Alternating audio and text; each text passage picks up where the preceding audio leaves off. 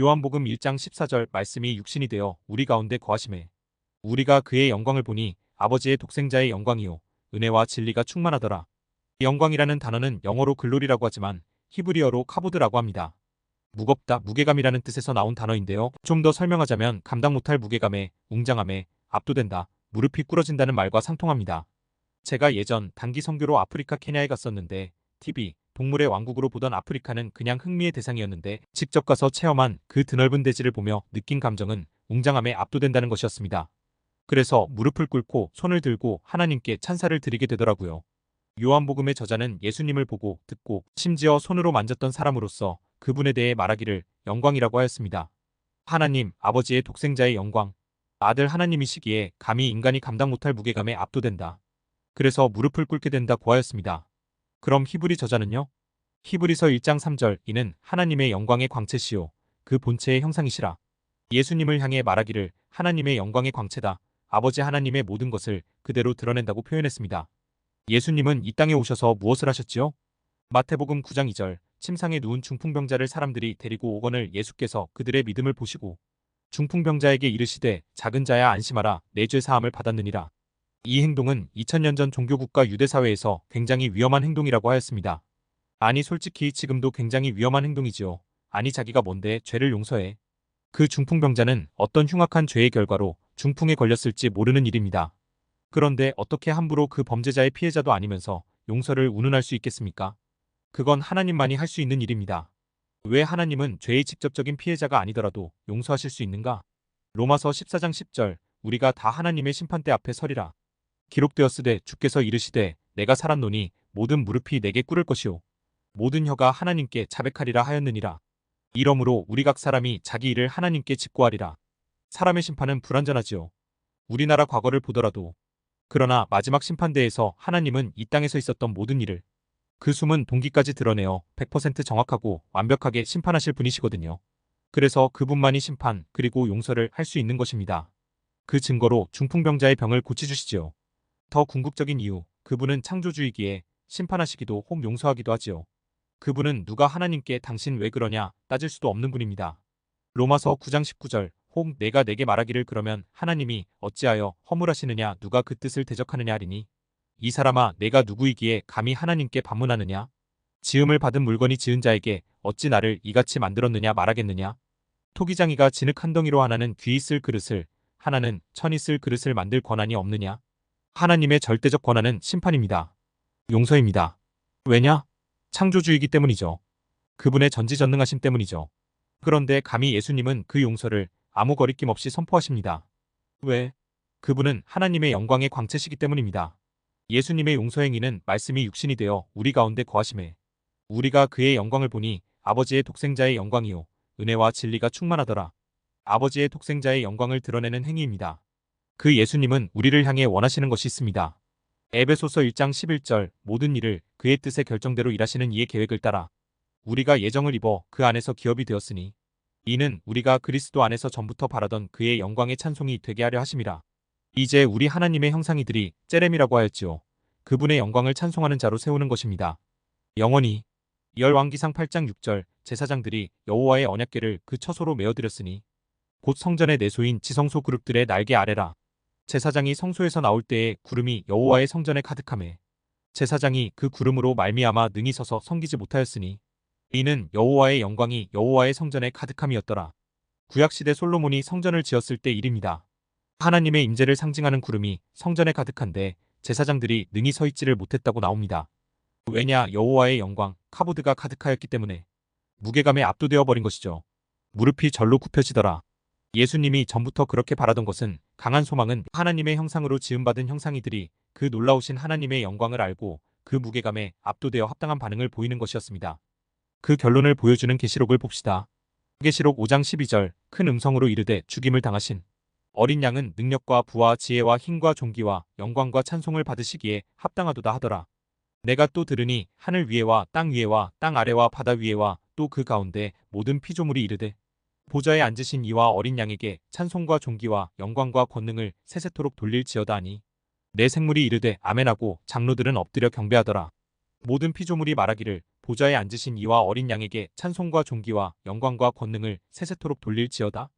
그 무게감에 압도되어 무릎을 꿇는 정도가 아니라 엎드려 버립니다. 이것이 참 예배의 모습입니다. 왜? 창조를 넘어서 구원하셨기 때문입니다. 하나님으로서 하늘의 영광을 내려놓고 낮고 천한 곳에 오셔서 죽임을 당하셨기에 우리를 구원하시려고. 예수님의 우리를 구원하신 목적은 바로 우리를 저 자리에 세우는 것입니다. 에베소서 1장 12절 이는 우리가 그리스도 안에서 전부터 바라던 그의 영광의 찬송이 되게 하려 하심이라. 좀 상세한 설명이 필요하지요.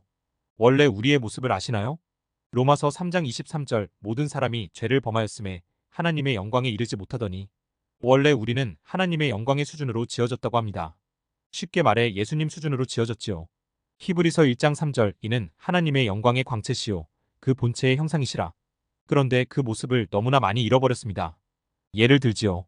우리나라 유명한 엔터테인먼트 회사는 앨범을 낼 때 이렇게 돼지머리에 돈 꽂고 절하며 복을 빕니다.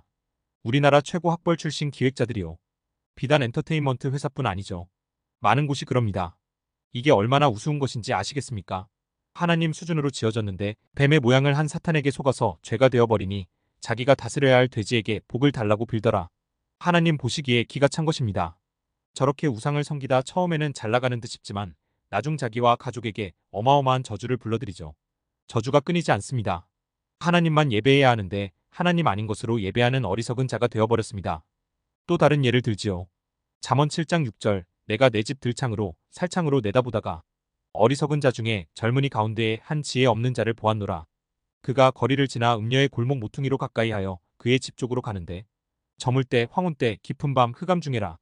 그때에 기생의 옷을 입은 강교한 여인이 그를 맞으니 이 여인은 떠들며 완악하며 그의 발이 집에 머물지 아니하여 어떤 때에는 거리 어떤 때에는 광장 또 모퉁이마다 서서 사람을 기다리는 자라. 여러 가지 고운 말로 유혹하며 입술에 호리는 말로 깨물어. 젊은이가 곧 그를 따랐으니 소가 도수장으로 가는 것 같고 미련한 자가 벌을 받으려고 쇠사슬에 매이러 가는 것과 같도다. 필경은 화살이 그 간을 뚫게 되리라. 새가 빨리 그물로 들어가되 그의 생명을 잃어버릴 줄을 알지 못함과 같으니라. 잠언의 저자가 아들에게 하는 말씀이죠. 아들아, 어리석은 자들은 결혼이라는 거룩한 것을 제쳐두고 음란이라는 아주 싸구려 것에 영광을 빼앗기더라. 너는 그러지 마라 하죠. 꼭 하나님이 이 음란한 시대 범죄하는 사람들을 보고 하시는 말씀으로 들리죠. 하나님의 형상으로 지어져 결혼이라는 거룩한 울타리를 주셨는데 그것이 부족하다고 도수장 끌려가는 소처럼 지옥에 달려가는 인생이 헛된 것으로 만족하려는 인생이 그리 불쌍한 것입니다. 이렇게 하나님의 형상을 다 잃어버리고 죄가 되어 평생 헛된 것을 경배하던 자를 위해 평생 헛된 것에 탐닉하여 멸망을 향해 달려가는 사람을 구원하기 위해 예수님은 하나님의 어린 양으로 내가 되어 죄가 되어 십자가에서 죽으셨습니다. 하나님의 아들이 어린 양으로 죄가 되어 죽으셨다. 그 기가 막힌 은혜의 무게에 압도되어 그분께 엎드려 경배하며 영광을 돌리는 것입니다. 할렐루야. 계시록 5장 12절 큰 음성으로 이르되 죽임을 당하신 어린 양은 능력과 부와 지혜와 힘과 존귀와 영광과 찬송을 받으시기에 합당하도다 하더라. 내가 또 들으니 하늘 위에와 땅 위에와 땅 아래와 바다 위에와 또 그 가운데 모든 피조물이 이르되 보좌에 앉으신 이와 어린 양에게 찬송과 존귀와 영광과 권능을 세세토록 돌릴지어다 하니 내 생물이 이르되 아멘하고 장로들은 엎드려 경배하더라. 주님은 우리를 이런 자로 세우시는 것이 목적이십니다. 이제 그분께 영광을 돌리고 또 그분을 잘 드러내는 합당한 영광체가 되도록 하나님은 구원하신 백성을 어떻게 인도하시는가? 베드로전서 4장 13절 오히려 너희가 그리스도의 고난에 참여하는 것으로 즐거워하라. 이는 그의 영광을 나타내실 때에 너희로 즐거워하고 기뻐하게 하려 함이라. 너희가 그리스도의 이름으로 치욕을 당하면 복 있는 자로다. 영광의 영 곧 하나님의 영이 너희 위에 계심이라. 고난입니다. 그리고 성령입니다. 우리가 달을 보면서 달빛이 밝다 하지만 다 알다시피 정확한 표현으로 달이 빛을 비추는 것이 아니라 태양이 달에 비쳐 반사하는 것이죠. 예수님은 우리로 그런 존재로 만드시는 것입니다. 하나님의 형상으로서 하나님을 잘 드러내는 자로 만드시는 것입니다. 어떻게? 고난과 성령으로. 저는 보이지 않지만 분명히 계시는 하나님의 형상, 제렘입니다. 저는 하나님을 잘 드러냅니다. 이런 고백을 하는 자로 말입니다. 새 예루살렘에는 전부 하나님 닮은 자들만 있습니다. 예수님 닮은 자들만 있습니다. 그곳에 세우기 위해 하나님은 오늘도 고난과 성령을 통해 일하십니다. 그런데 그렇게 주님과 그분의 나라를 위해 산 자들에게 놀라운 말씀이 전해집니다. 그 눈물과 수고로 그들만의 영광을 하나님은 인정해 주신다는 것입니다. 계시록 21장 23절 그 성은 해나 달의 비침이 쓸데없으니 이는 하나님의 영광이 비치고 어린 양이 그 등불이 되심이라.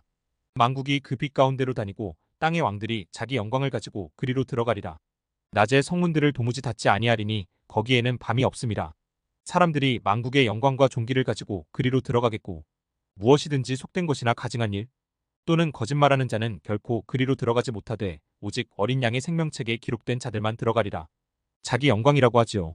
하나님은 하늘 보좌를 버리고 땅에 오셔서 죽기까지 순종하신 아들의 영광을 인정해 주셔서 계시록 5장에서 예배받게 하시는데 21장에서는 그 하나님의 나라를 위해 순종한 자들의 영광을 따로 인정하시어 왕들로 살게 하신답니다. 놀라운 열심으로 우리를 인도하시는 하나님을 찬양합니다.